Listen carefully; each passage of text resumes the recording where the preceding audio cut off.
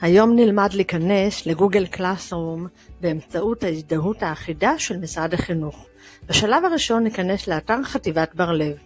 לאחר מכן ניכנס לאנחנו בענן גוגל קלאסרום.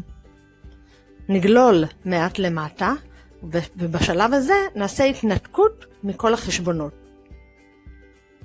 נסגור את החלון שקיבלנו, נחזור שוב לחלון אתר בר לב, ונעשה כניסה לחשבון גוגל הזדהות אחידה.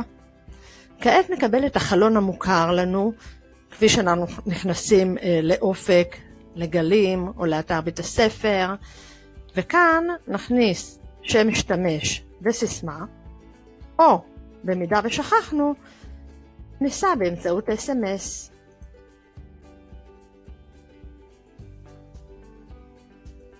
כעת הגענו לדרייב שלנו. בדרייב נוכל לראות שהתחברנו לחשבון שלנו כאן בצד שמאל, איפה שכתוב G-Site, ואנחנו נוכל לראות את השם הפרטי ושם המשפחה שלנו, ואת כתובת המייל החדשה שמשרד החינוך נתן לנו כדי להבטיח לנו סביבה מאובטחת. כעת ניכנס בתשעת הריבועים לגוגל קלאסרום. שם נוכל לראות את כל הכיתות אליהם הוזמנו על ידי המורים.